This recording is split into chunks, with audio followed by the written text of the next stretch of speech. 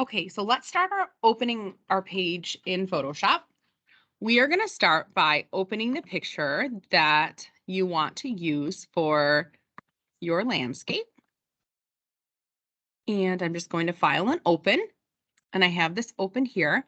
What I think would be the best layout for you is to go up to Window, Workspace, and choose the painting mode. It just makes all of your paintbrushes and stuff like readily available to you. Um, So I'm going to do that. So window, workspace, painting.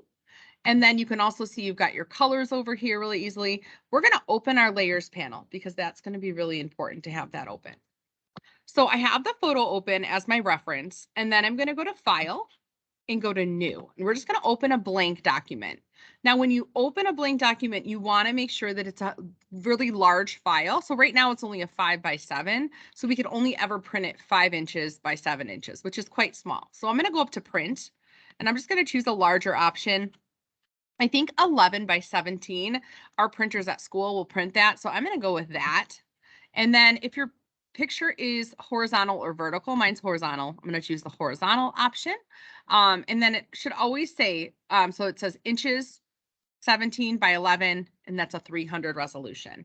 So you always want to make sure it's 300 resolution. So I went to print and I chose tabloid 11x17. I'm just going to click create.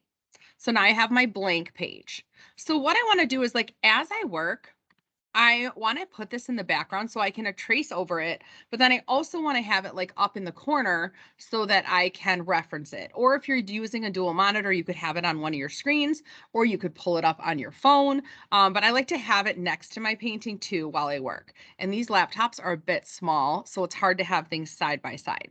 So first off, I'm going to copy and paste this and put it in the background of my image. So in order to copy and paste something, you have to select it first in Photoshop.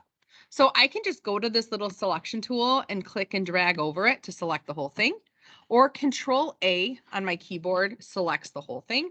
And then I'm going to Control C to copy, or you can go up to Edit and copy. And then I'm going to go over to this tab and I'm going to Control V and paste it. So you can see in my layers panel that it's on top of the white background. So we want to keep our layers separate for this. So once it's pasted, then I'm going to press Control T. Control T is going to put this little bounding box around it so I can stretch this out. Now, it's okay if it's not the exact same proportions as the page.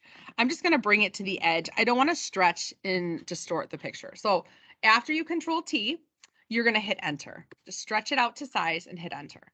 Now it's nice and big, and I can use it as a reference. Once my picture is in the background, you could play with the layer. See up here, it says opacity. You could turn it down a little. I like to leave mine at 100%.